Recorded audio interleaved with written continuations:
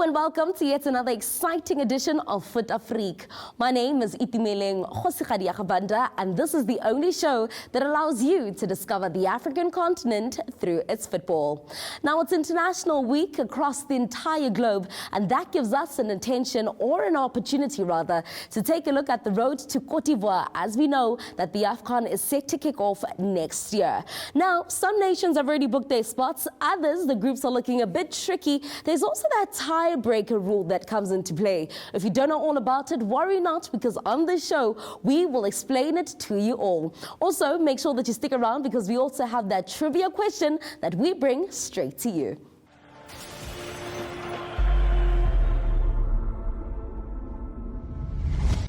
First things first, we start off the show by answering the trivia question that we gave you last week. But let me let you in, right? 2023 has been a year that's been nothing but a buffet for women in sport in South Africa. And in doing that, we're continuing with the theme right here on the show. And I get to do the show with Jess, not just for segment 3, but throughout the entire show. How you doing, Jess? I'm good. What a time to be alive, holding it down for the brand new game.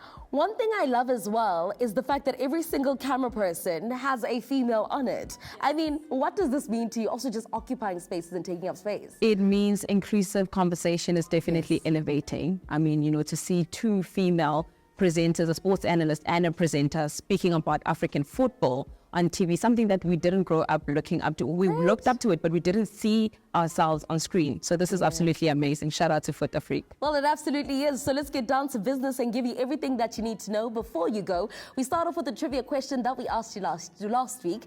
We did ask you, in what year was CAF founded? Jess? It was 1957. Actually, even saying it, I'm like 1957. You think of South Africa's apartheid era? Yeah, because I'm just like, I don't even think, because some of us, our parents were only born then. You know, they hadn't even made a decision. 1957 was the year. 1957 was the year in which CAF was founded out in Sudan, right? In the town, well, in the capital city, that being Khartoum, but there were 4 nations that were part of the founding members of CAF. Yes, and the 4 nations were Egypt, Ethiopia, Sudan, and South Africa.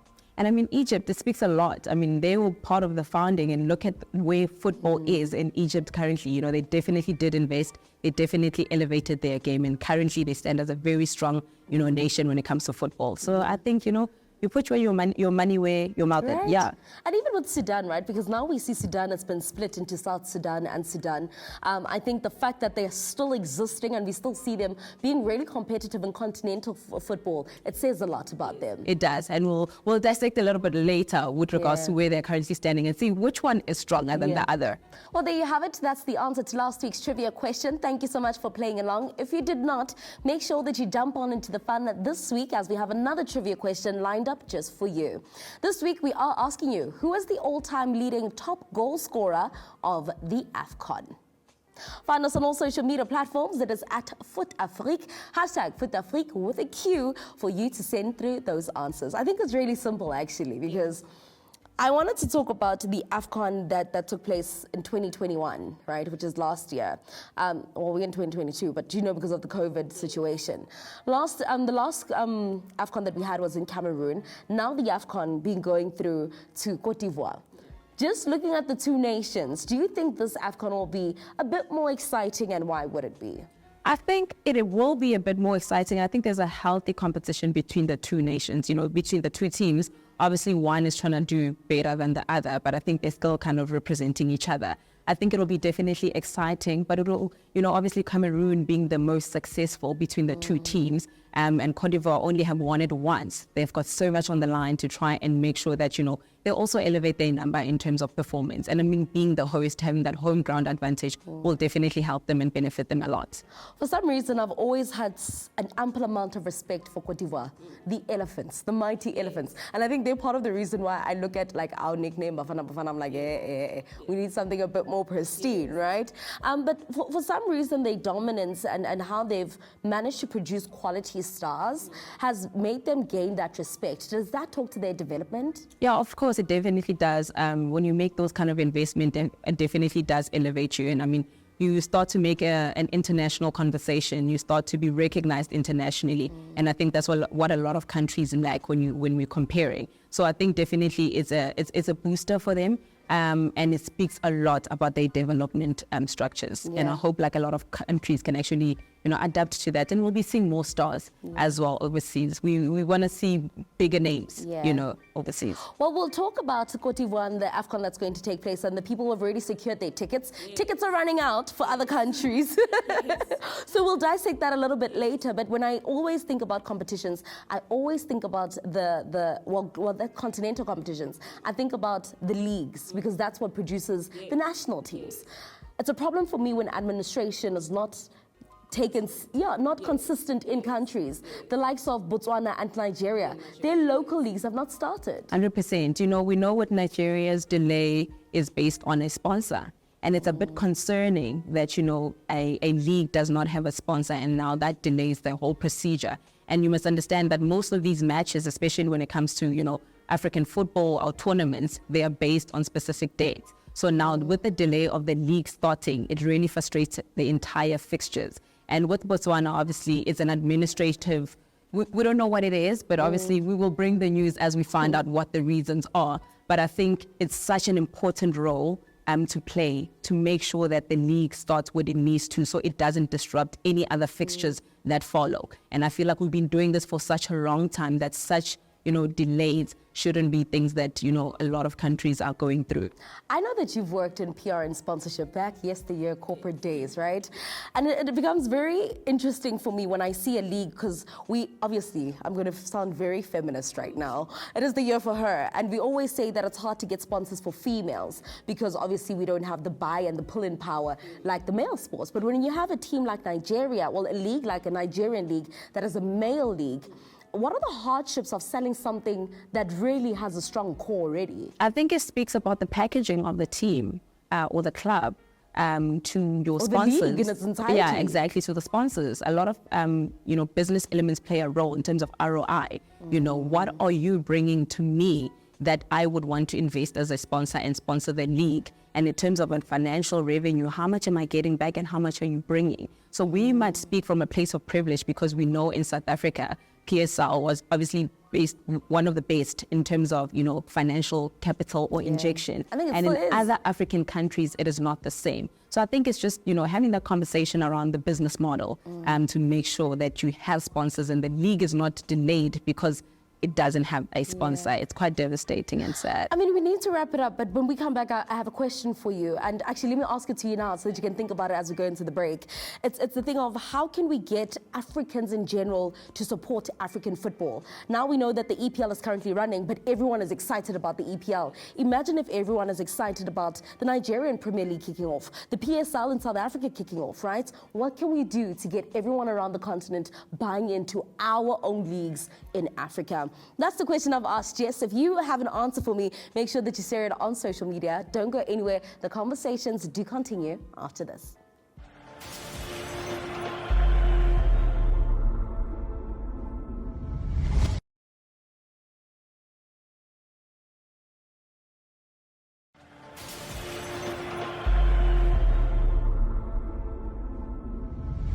Well, welcome back. You're still watching Fut-Afrique, the only show that allows you to discover the African continent through its football. Before the break, I asked Jess a very pertinent question, and I said, what still needs to be done on the African continent for every single country to be interested in the kickoff of each league? As much as we are interested in the EPL kicking off, everyone knows, Sunday, EPL, I need to watch Man City, I need to watch Manchester United. But when am I saying I want to watch Running Galaxy FC? Definitely, and I think that speaks to the access. Do we have access to be able to watch some of these matches? How's the marketing as well? Do we know which teams are actually in what specific league in different countries?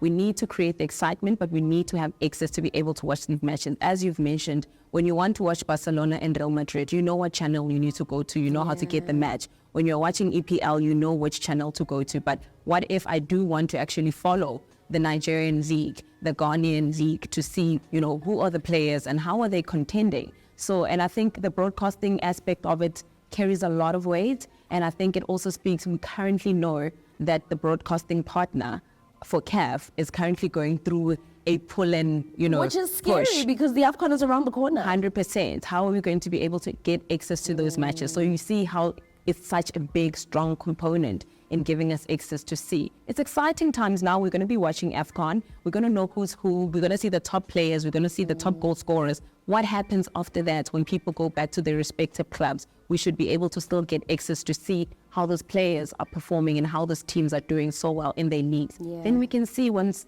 the national selection comes for different teams, we can identify names that we can already see do well in their teams. Accessibility. It also tells me that once we have that access, even people out of Africa will be able to watch the league, right? So maybe, and I'm just putting it out into the universe, we will be able to sign, let's say, a young Sancho. That's where I was going. Do you know what I mean? Then we are seeing, you've got scouts now that are actually seeing the talent from the comfort of their homes, as opposed to, we do see a lot of international signing going overseas. We want to also sign locally. Yes, exactly. That would be absolutely amazing. Let's turn our attention now. In the beginning, I did say that the tickets are running out to go to Cote d'Ivoire for the next AFCON, right? Some nations, like South Africa, feels so good to say this. Yes, speaking from privilege. Yes, we're not running off the bus. We are on the bus. Yes. We've already secured our tickets, but other nations, it becomes really, really tricky. And where I want to start with Group I. Yes. Because Group I, it's literally anyone's game. A group where you have DR Congo, Mauritania, Gabon, and Sudan. Definitely. 4 teams, and anyone can get an opportunity to qualify. 2 teams out of the 4 teams. It'll be an interesting one. Obviously, we see DRC stands at an advantage with 9 points. And then we've got Gabon with 7 points.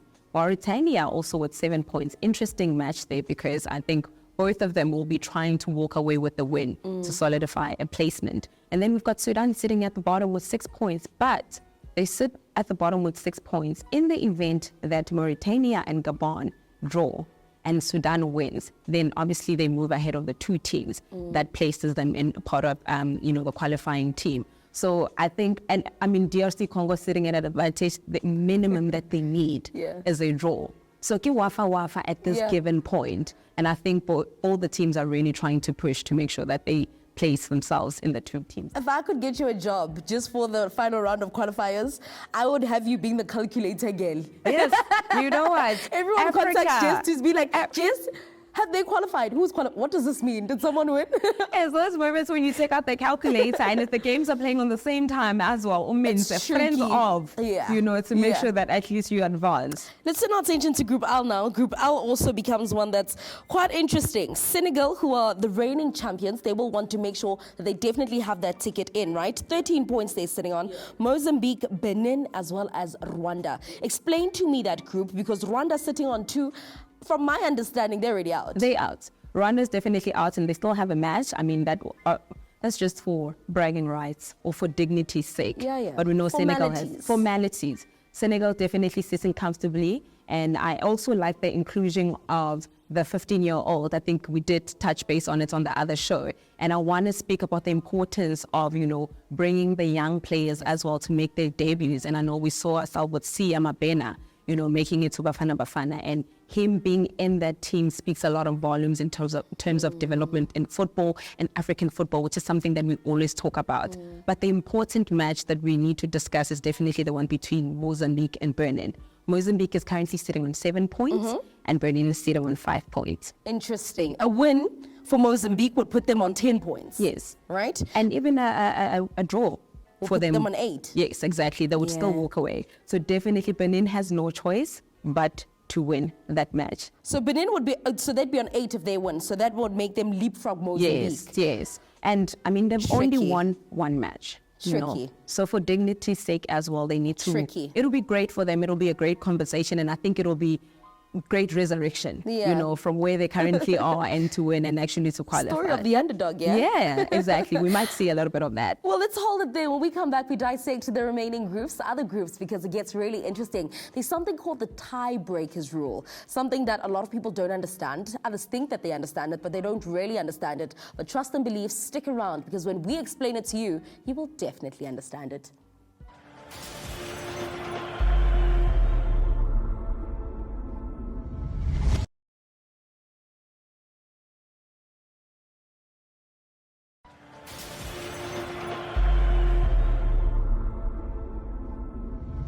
Welcome back. You're still watching Fut-Afrique. Make sure that you interact with us on all social media platforms and answer this week's trivia question, which is very, very easy. We are asking you, who is the all-time leading top goal scorer of the AFCON?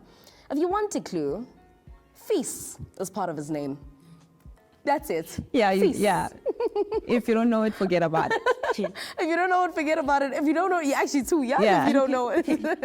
But make sure that you send through all your answers. It is at Fut-Afrique. Use the hashtag, the only one that matters, hashtag Fut-Afrique. Today we're talking all things the road to the AFCON.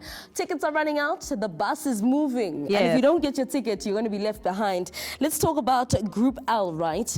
Group G, rather. Yeah. A very interesting group. A group that there are people who are in this group who know each other well from the last AFCON. Yes, Tell me about this group.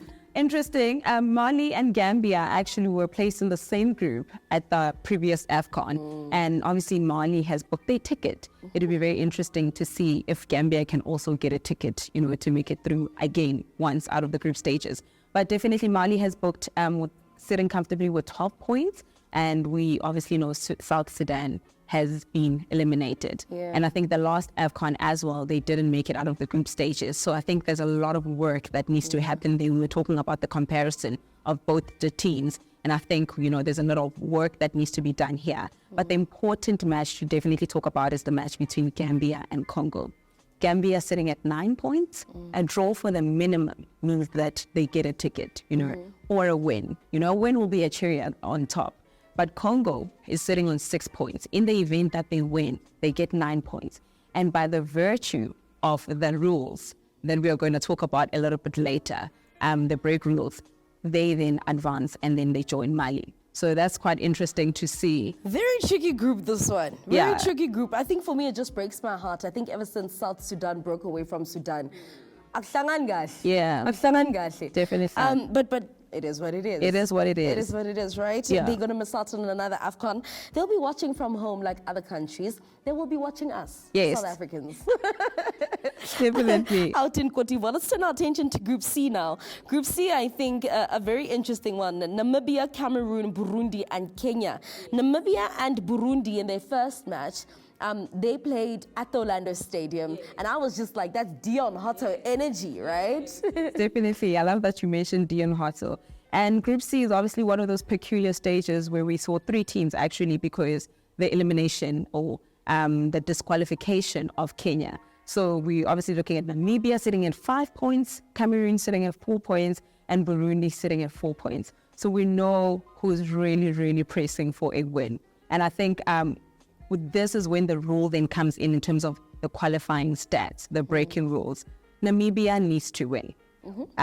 Cameroon and Burundi also need a win because in the event that both teams come out with a draw, that means they are all 3 of the teams are sitting on 5 points. Now we need. This is part of the many rules, right? Yes, this is part of the many rules, and I'm going to break it down to you now. Yeah. So obviously we know that winning a match gives you 3 points. Yes. A draw, you'd get 1 point, point. and if you lose, you get 0 points. Okay. Now the first point is in the event that there is a draw. If both the teams draw and then they advance, they make the same point as Namibia. They all sit on 5 points. This is what would happen. Points in head-to-head matches among tied teams. That's what's going to then count. The second part would then be goal differences in head-to-head matches amongst the tied teams. Okay.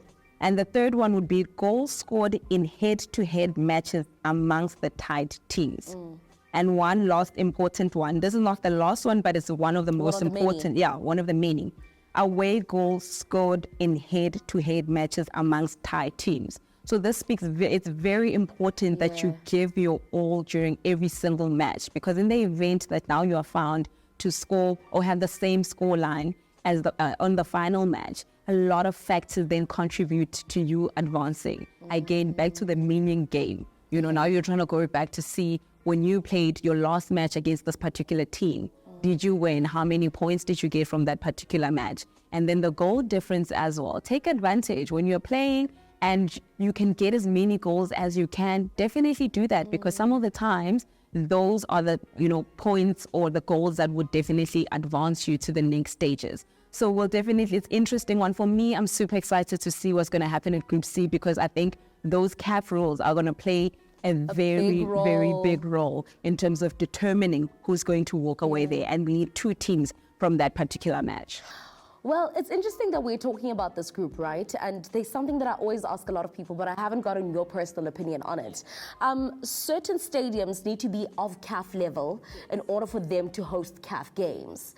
In the event that you don't have a CAF-approved stadium, how do you think it should be considered or chosen as to where you play your home game?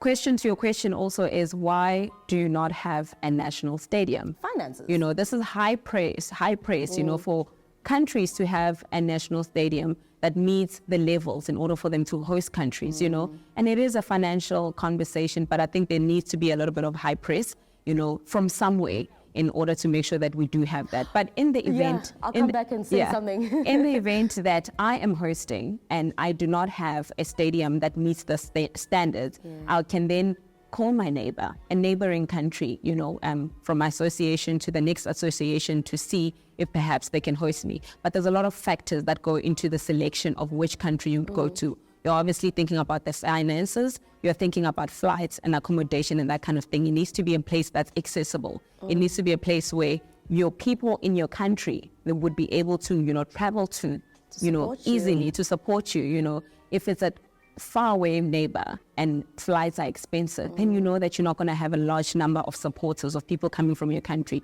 to go there. But if it's a drivable distance, for example, South Africa to Mozambique, that would be, you know, something that you can look at. Access to the stadiums and that kind of thing. So there's a lot of things that factor in, but there's some disadvantages as well to that, because in worst case scenarios, if ever you cannot afford, you know, to pay the neighbor in order for them to host you, that would then mean you lose out on actually hosting. And when you lose out, it's a bit of a bummer, you know, for you. But then that also speaks to you putting in the work and doing whatever you need to, pulling the multiple streams of income to make sure that you nationalize your stadiums, you know, you have better infrastructure, that you're not found in a position where you cannot host. Imagine having to play, you know, going to the neighbor and playing the neighbor in their home ground for your own match or your own tournament. Interesting that you said that it's actually a push to say that why don't you have the stadium, right? Because I always look at, like, in South Africa, you have our Kasi games that are played ePukwini, right? And then we're always just like, playing there is not the same as playing on the grass. So the player that you get there is not the same player that you're going to. So it also speaks to the league and the level of the leagues that we have in Africa. I'm opening up another can of worms. Yes, We're going to have to leave it there. Yes. Very interesting. It's very interesting. And I mean, when we answered the trivia question, 1957, come on, guys. Yeah. We should be at a place at least all the countries in Africa do have a standard enough. Well, there you have it. Every single week, monthly, or at least yearly. Let's have a better stadium in Africa. I like that. I like that.